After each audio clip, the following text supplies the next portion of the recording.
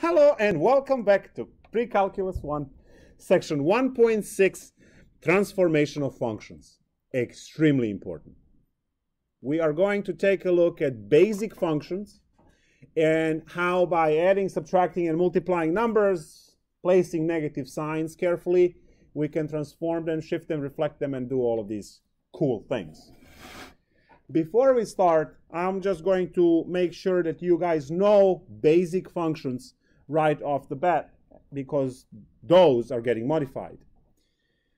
One function that you must know is y equals, let's say, c. It's a linear constant function, and its graph is just a horizontal line through the number c. So if that c was 3, it will be a horizontal line through 3. That's technically all this is. So it's a constant function. It's a linear line. It's a constant function. Slope is 0. You know this from your algebra. So now we are going to deal with those graphs. The next one is y equal mx plus b, which is your good friend linear function. Depending on the slope, it might be increasing or decreasing. You have your b, which is the y-intercept, right, and the slope m. So you need to know how to deal with linear functions. The next one that we get to shift left, right, up, and down is the quadratic, and we look at the x squared as a base default case. I understand that we can have ax squared plus bx plus c, that longer version. But it's this one that you actually get to shift and reflect and move around. You must know its default state, which is going through the origin. It's a U shape. We call it parabola. It's a U shape. It goes through 0, 0. The next one that you absolutely must know is going to be x cubed. X cubed function goes through the origin like so, this squiggle here. So also goes through the origin. We see that one is symmetric through the origin, right? We had that discussion earlier.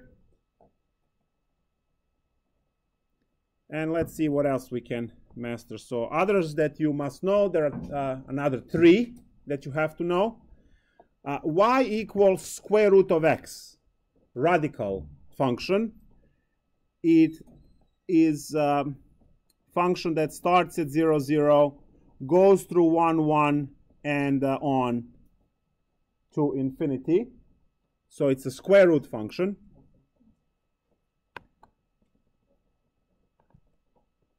It's a square root function. It's increasing forever, but it increases at a slower rate as you progress, but it increases forever to infinity. The next function is 1 over x, the basic rational function. We get to shift this one as well.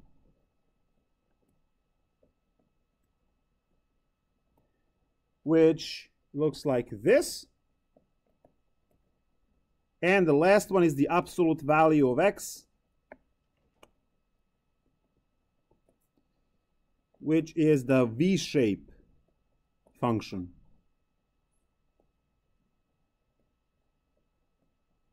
V-shape.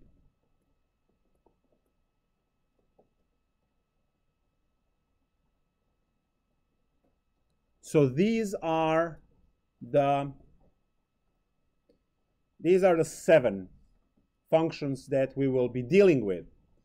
Eventually, in chapter 3, we are going to add exponential function, which we are actually going to redo this section just right for those functions. So exponential functions, which will look like that, and logarithmic functions, which will look like this.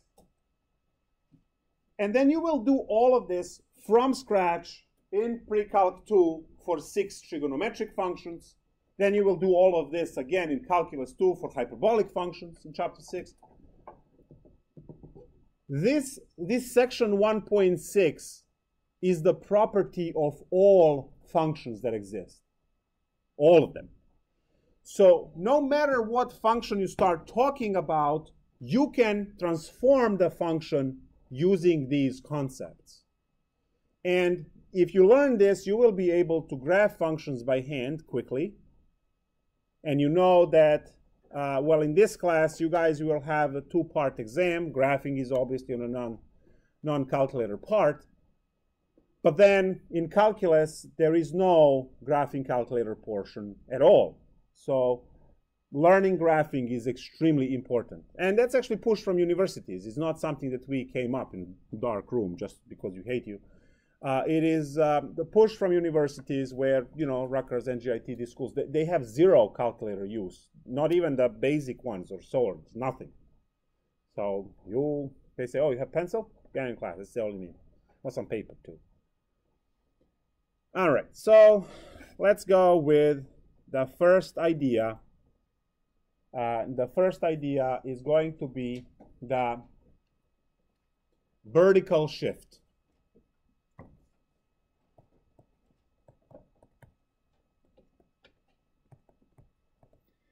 Vertical shift, notation for vertical shift will be f of x plus minus c.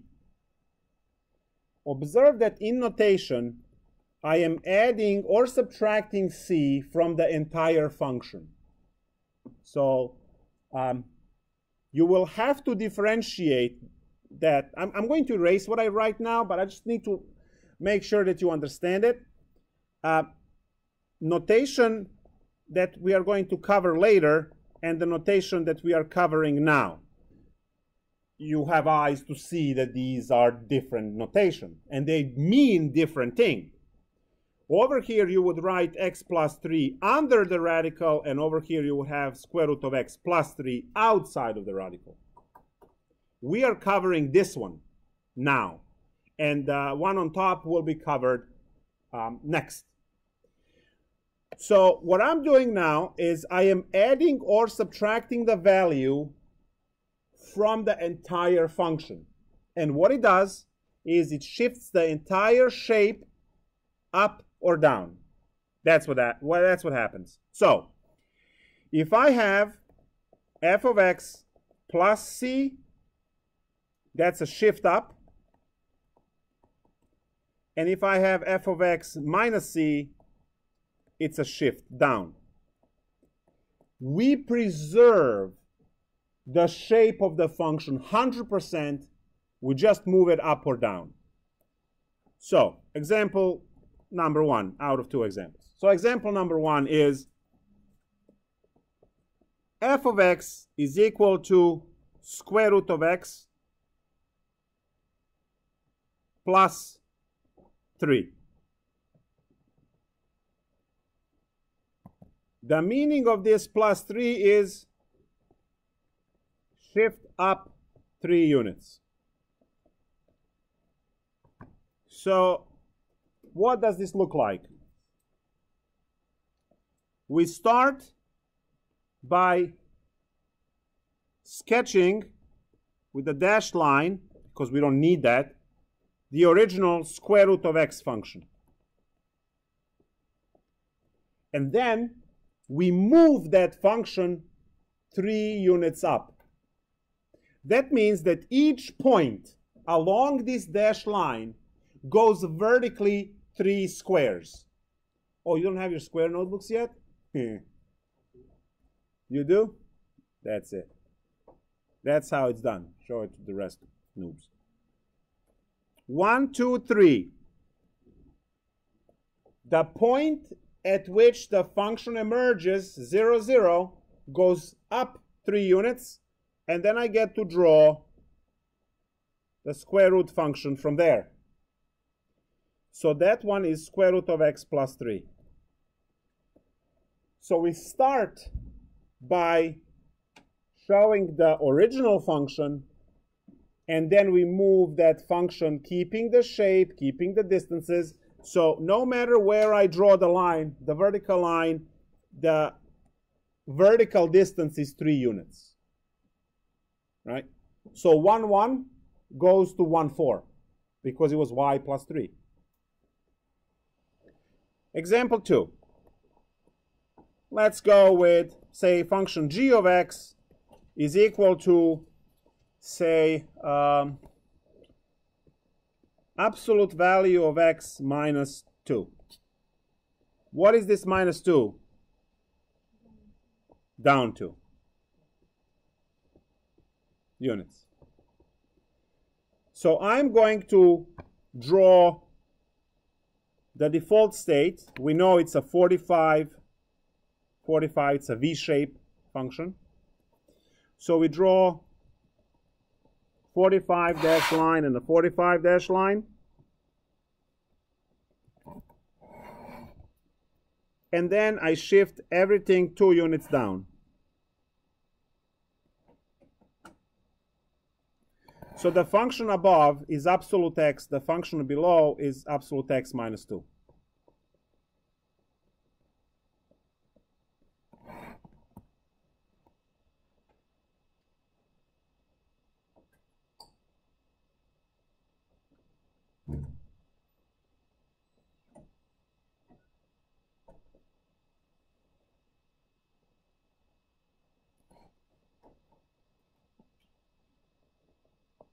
You are going to run into examples like the one I'm going to do right now, where they don't even tell you what the function is.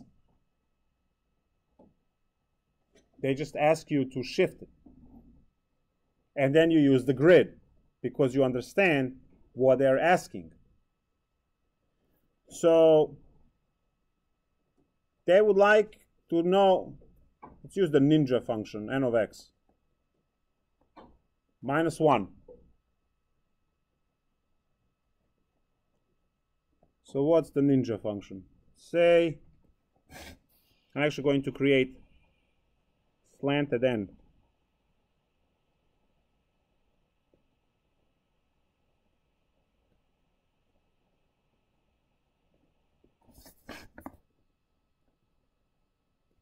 There we go. Call it a ninja function, right? Is it a function? Sure, it passes vertical line test. We could work hard and figure out what this function is in terms of the formula. It's a piecewise function, and it's a linear pieces. But we don't care. We don't need to know. Because we know what we are supposed to do. What does this mean? Yes, each point, bring it down 1 unit. So now, in red, right, I'm going to take each one of these points and bring them down. And then when I connect,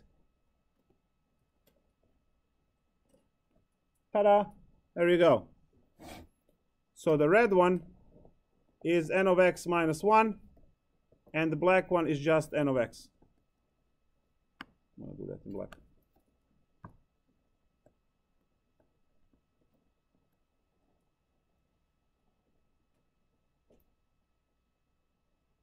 You are going to run into problems like this in your homework, where they don't give you the function, you just look at the graph, and then you look at what they want to do with the graph, and then you draw the answer. The next step for us is to look at the horizontal shift.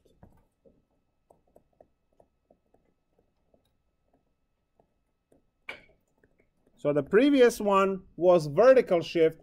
When we added or subtracted c to the entire function, now we are going to add or subtract c directly on x.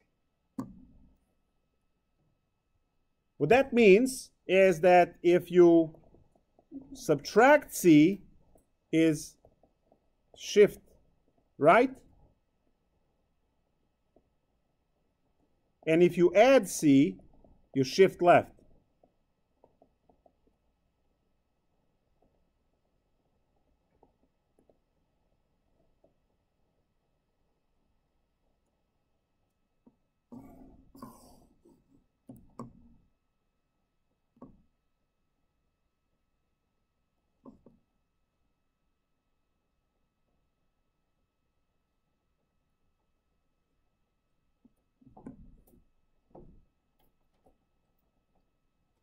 So, again, this is all examples. You guys have to learn. You have to learn from examples It's literally counting the squares and moving the shape left or right or up and down. That's, you know. Say you have f of x is equal to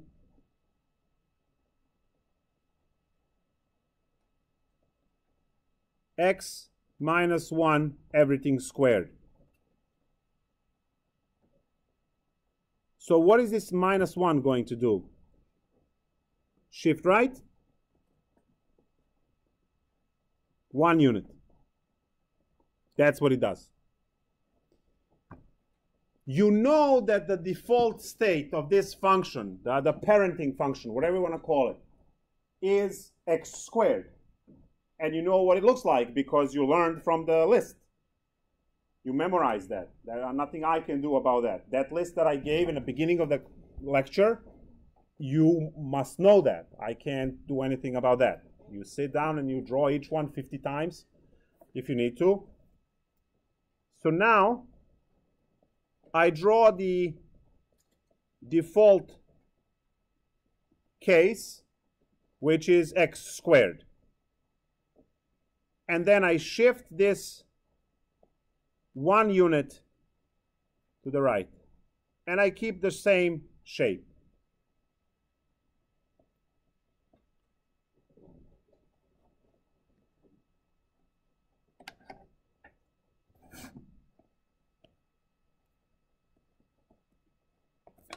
So I have the dashed line is x squared that goes through the origin. And the dashed line is what you memorized. You know how the shape works, what it is. You memorize that.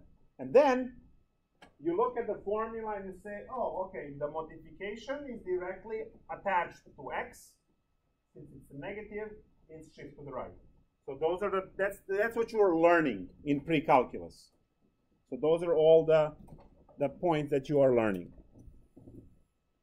Let's take a look at another example. So how about example 2? Age of x is equal to square root of x plus 2. What's the shift? Shift? Left 2. Nice. Shift left 2 units.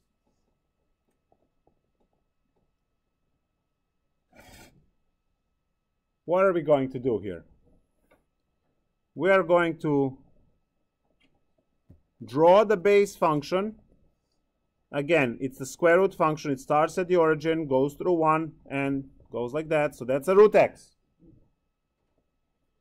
Then we draw, we go 2 units to the left and draw the same shape, but that's the final function now.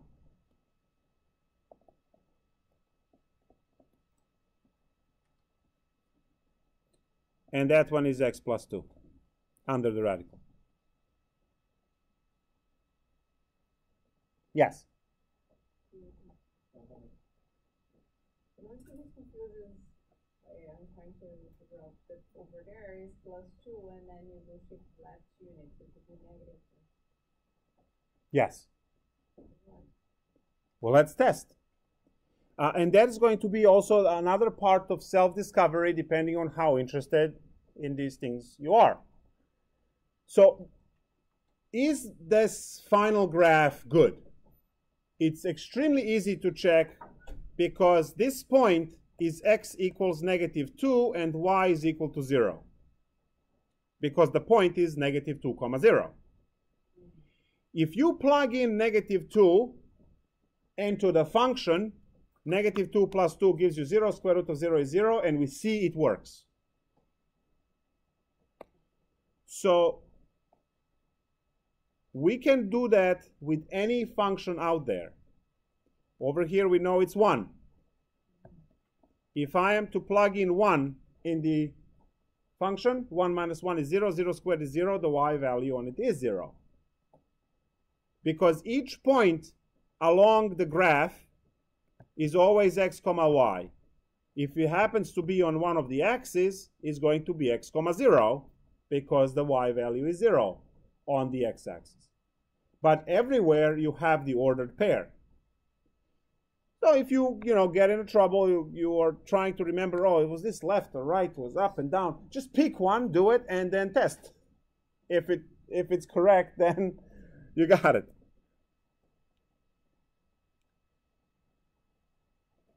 The blue example that I'm going to do now will cover both of these shifts together.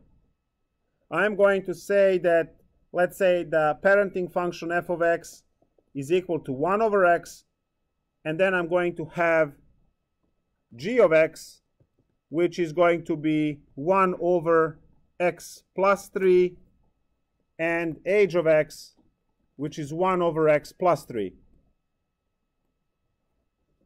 So as I read, I say 1 over x plus 3, and then 1 over x plus 3. You read it the same way, but they're vastly different, right? So as you look at this, right, each one has its own graph. The first one is just the basic graph that you memorize. It has these guidelines, which we call asymptotes, at x-axis and y-axis, and then the function will follow those forever.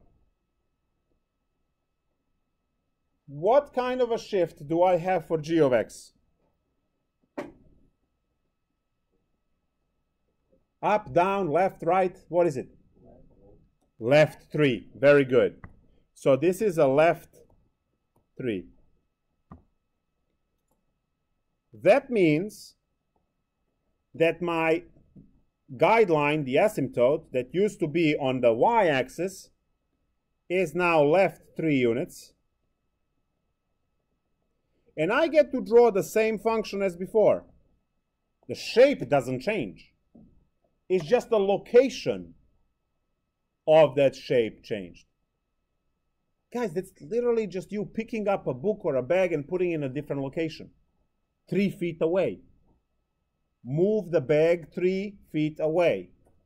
Or you move yourself 3 feet away. Where? To the left. That's all it is. How about the next one? 3 up. So function h of x is 3 up. So now we have the original x-axis, and now that x-axis goes 3 up. To 3. You have the same shape. Shape doesn't change. What we changed is the location where the graph is. So as you can see, the function was hugging x-axis and y-axis here. But then as you start shifting, it kind of loses that. Do we all see this?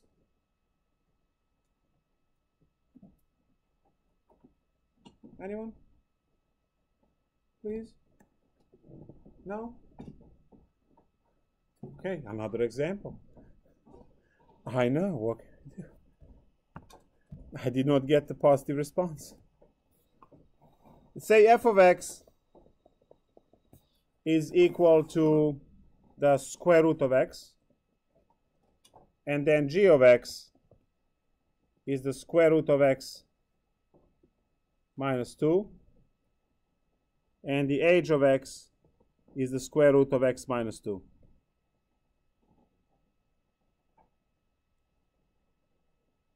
I'm going to move g of x a little bit.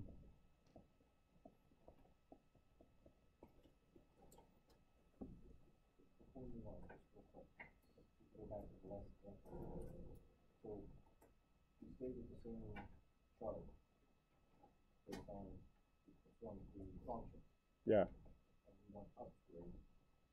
Yeah. We went up 3 because plus 3.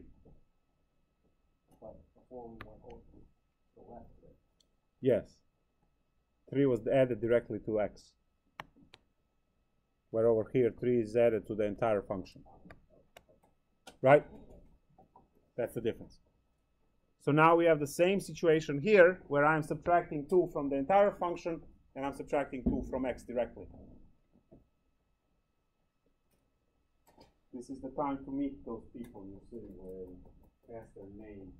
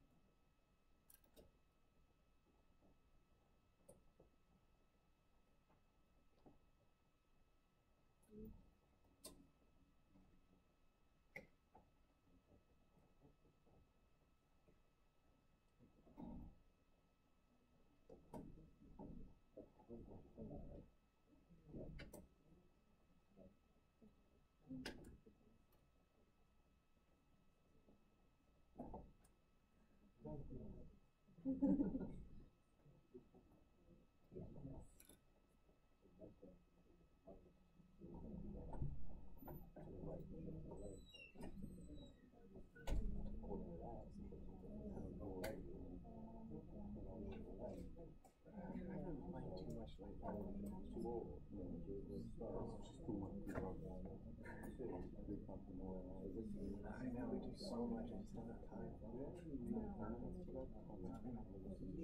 of time.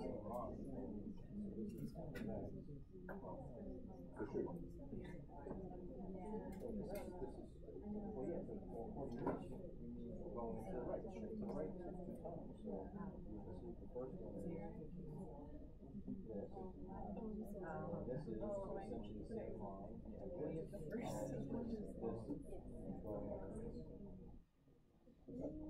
Yes.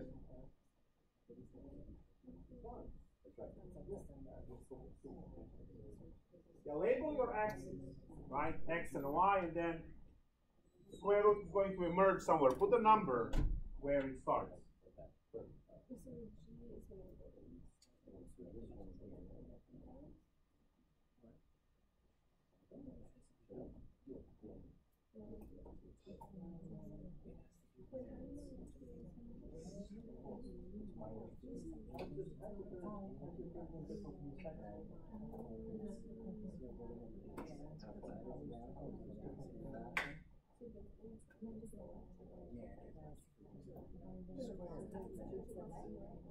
No. Yeah.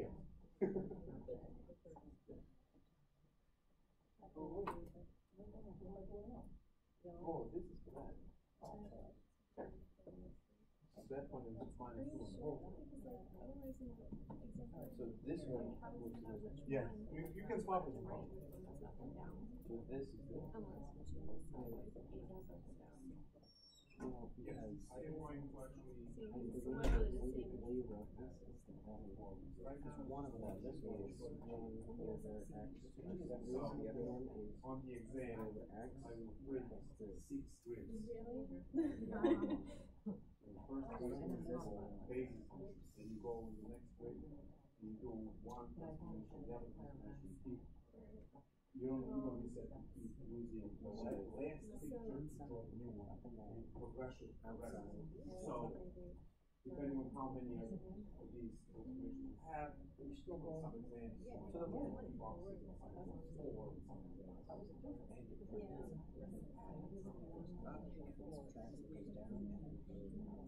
So the line below is whole thing. Yeah, so We're up and down minus. obviously added. So, because this one But it's subtracts 2. counterintuitive. But you still Just learn one, and the next example will this. Yeah, unless you have a really Then I'm going to. Yeah, so just think about that. You can't use left and right at the same time. Yeah. So now, think of this.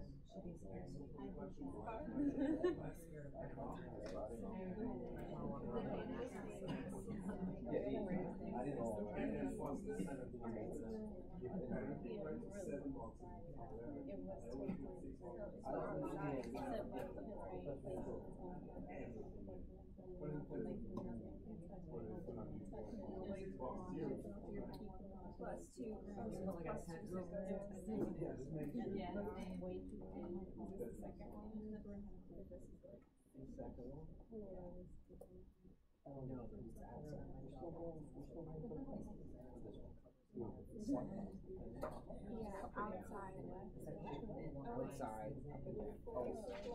If it's I wrote it down there.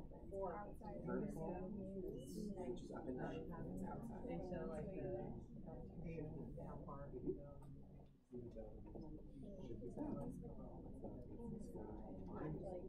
Oh, because it's outside. Yes. It's outside. It's outside. Going down. All right. Down to. We are going to start this problem by first drawing the default state. It starts at 0. What's happening on the next g of x? Down 2, good.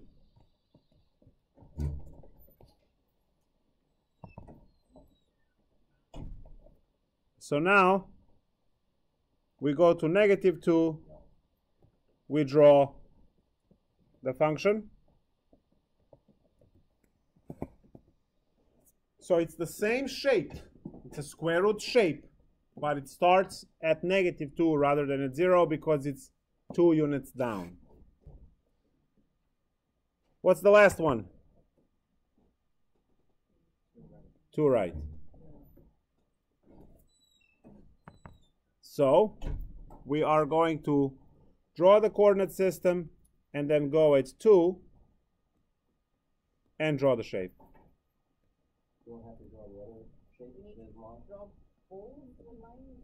Well, we don't because we have the graph right there. So you don't have to, but you can if you want to. It will be like this. As you can see, this is these problems where I want to make the contrast between these, right? It's technically this versus that. Which way the -2 shifts, right? Is it down or right? Depends on the function, right? It depends on where it is in the function.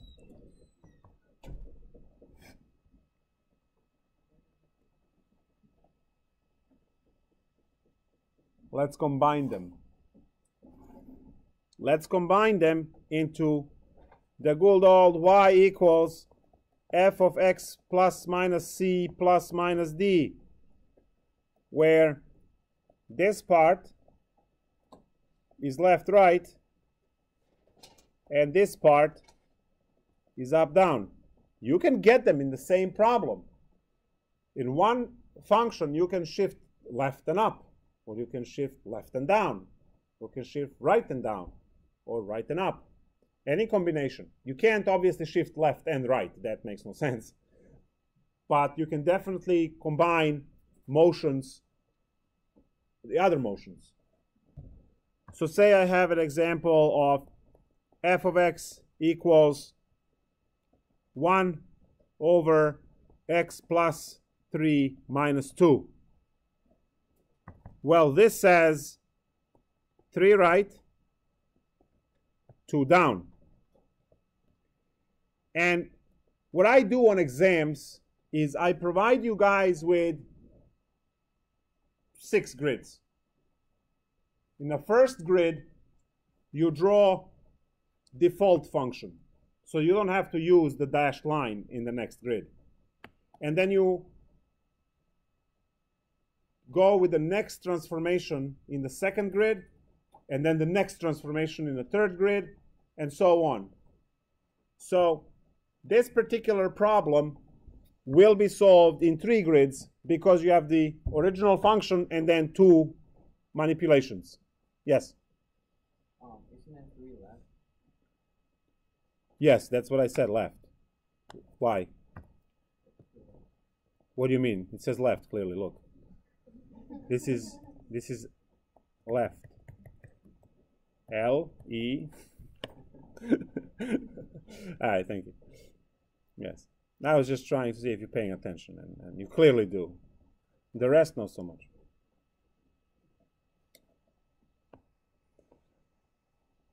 Why is this left over here?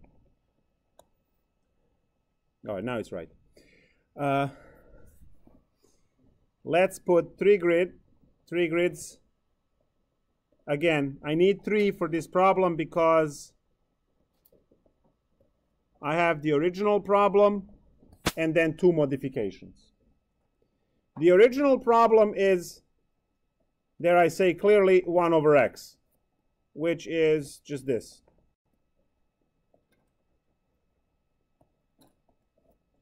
So on your first grid and on your exam, you draw the original function, the default function. And then we need to shift that 3 units left. All right, you know what to do.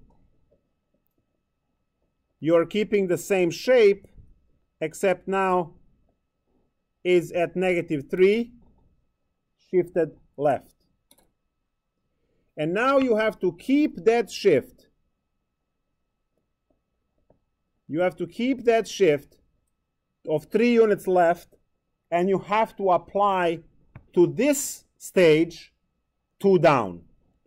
So we know that we have the guideline at -3 already, and now since we are going 2 units down, we are going to put a new guideline at -2 and keep the same shape.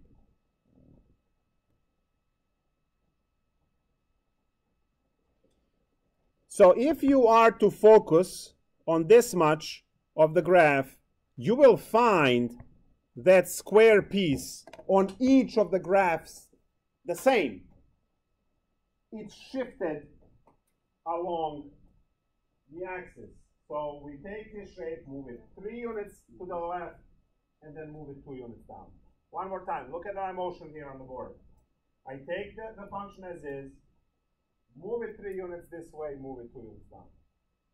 Now we do that in stages on these graphs.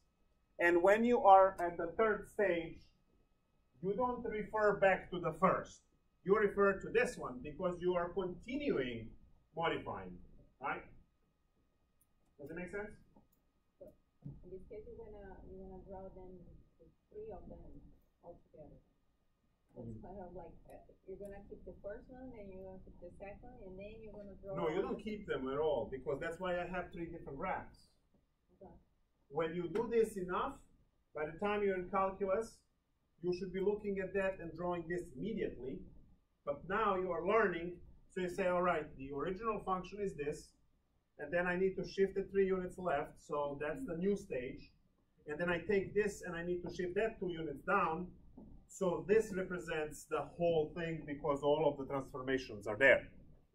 And we did it in stages, which is the reason why. Now, some instructors would teach this in the same graph. Use different colors, right? If you're teaching on the board, red, blue, green, and black. So you have different colors. And some instructors would split this in multiple graphs. So this is what we have. So you see that the first original stage is just 1 over x. Then the next graph is shifted 3, so it's 1 over x plus 3. And the final one is the entire function. So you see how from here we added plus 3 to create a new stage, and then to the old stage we subtracted 2 to get to the final solution. Cool? All right. Whoa. Yeah, we need at least another 30, 40 minutes to finish this lecture. We only did 2 out of 6. I know, there will be part 2 next class. Something to look forward to. The next one is the reflection. So, reflections.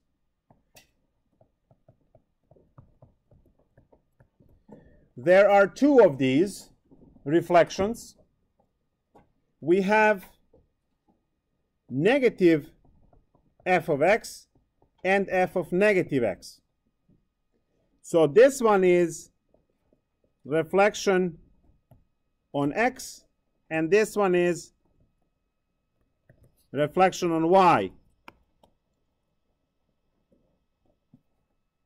So these are our reflections.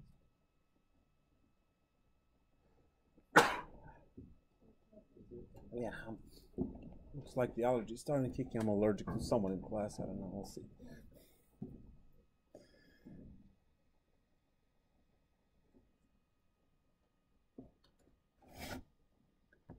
These are, in my opinion, simple, but then you may beg to differ. F of x equals negative square root of x. So if I have this situation, again, I'm not going to draw few of these boxes. I'm going to use the dashed line for square root of x, and then I'm reflecting on x-axis, which means that's it.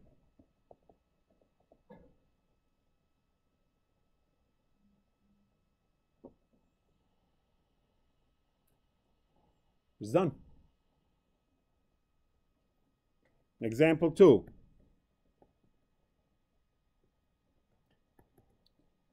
Say g of x equals negative x squared.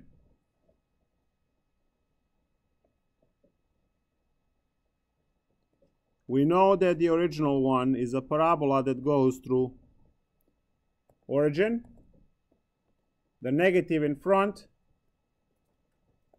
same shape, except it's going to open downwards.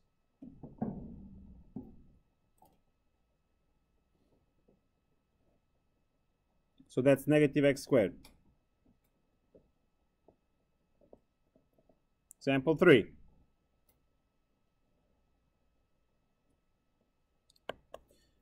Let's first write the function. So say h of x is equal to square root of negative x.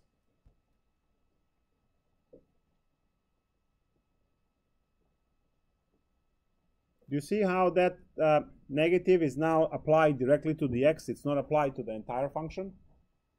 That means it's a reflection on the y-axis, not on x-axis now. So we draw default case, and then we reflect that. So this one is root x, and this one is root negative x.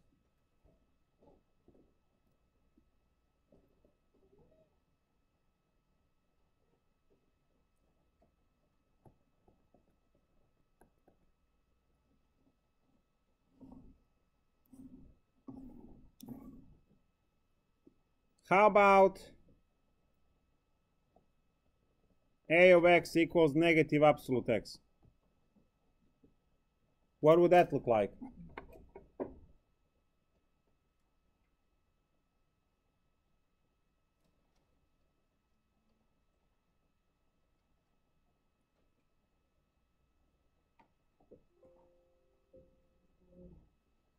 Let's see. The battery is dying in time, right?